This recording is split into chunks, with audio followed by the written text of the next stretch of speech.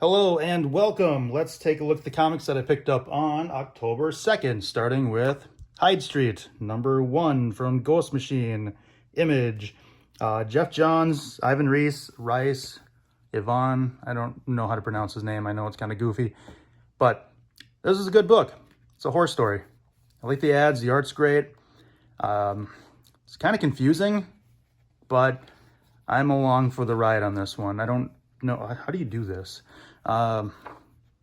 Yeah, it's really confusing. Definitely a horror story. I didn't care too much for this. I know this happened like back in the day with, sending money and receiving a monkey in the mail.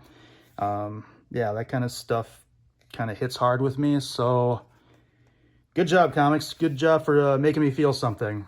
But yeah, I'm on board. Let's do this. Next, Daredevil, #14, legacy number 676. Decent issue, not the greatest, but it's good. We're doing good. I think there's like an error in here somewhere, but they do mention it. I don't think it was ever resolved in other issues, but remember that demon that was knocking on the door at the church that was chasing after the kids? It's mentioned, but I don't remember that ever being resolved. We got to stop with Elektra showing up. This Elektra being Daredevil. We got to stop with this. There's a page here. This is kind of goofy. Like he's very stringy here. Very weird panel right here. Definitely could have used the speed lines from this page or that panel and then put it on that panel. But decent issue overall. Not the greatest. Speaking of, King Spawn, #38. I don't know what's going on.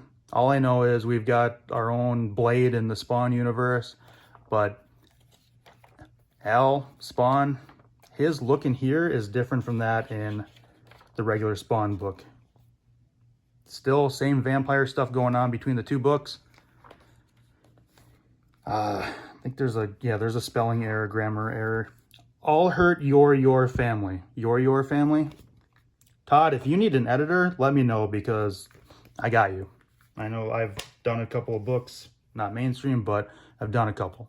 Anyway, Spawn, #357. Cool cover.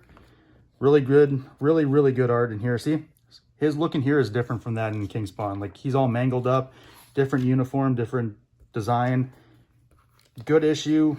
I don't know what's going on. It's like you have to backtrack and reread the previous issue just to have an idea of what's going on in this issue.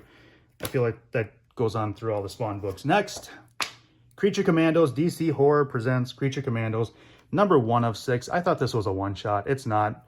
We're not on board for this entire series. It's confusing. It's like we're redoing the Creature Commandos. It's almost like they're treating this as it's a reboot. Creature Commandos, I believe, was a thing in the 70s or 80s. I don't like the angular style, the work of some DC artists that they have.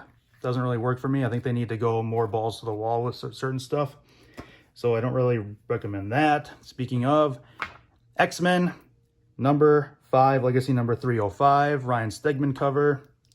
Kind of looks like a Nick Bradshaw and Mike Allred cover. So anytime I see this, I'm just like, who did this? And it's Nick Bradshaw, or Ryan Stegman. J. Scott Campbell cover. I think we're going to have to go back and get that one Campbell cover that I missed out on. But these are pretty cool. Beautiful art in here. I wasn't too familiar with this character, so I had to look him up. They do have his first appearance. I think it was X-Men #300, Uncanny X-Men #300. He's got one of the coolest names that they've retconned, Scalp Hunter. Love that name. Beautiful art. Beautiful Sabretooth. I recommend X-Men. I think this is a really good series so far. Hopefully it doesn't, shit the bed anytime soon. But yeah, great stuff. Next, DC All-In Special #1. This might be a one-shot, but we got the foil cover. That was the coolest cover that I saw out of all of them. I love that they're bringing back the old DC logo. It's a flip book, so read this story first, the 52 Days Later. Again, with the art, it's just it's almost like they're not even drawing on paper. The line weight on here is too thin for my taste. I like seeing thick lines on pages. Speaking of thick, Wonder Woman's looking a little flat right there. Sorry, Wonder Woman, Diana. But yeah, this was actually pretty good. I preferred, I don't want to spoil it, but I preferred the Darkseid story a lot more. It was cool seeing this story from Darkseid's perspective. The art in here is like really, really good. This is the kind of stuff I want to see more from DC. Not with every character, but with certain characters. I think like the space and the magic characters, this artwork works well. Calypso shows up, but yeah, I really dig this. So I'm curious where this new DC project goes. I was on board when they did the, what was it called? Not New 52. It was the Rebirth. I was in when they did Rebirth. So I'm gonna check out some of the stuff they're doing this time around. Flip cover foil, awesome. There was like some grammar errors in books this week, but DC All In Special #1, X-Men #5.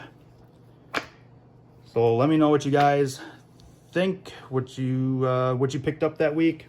Let me know in the comments. Don't forget to like, comment, subscribe. Thank you for watching.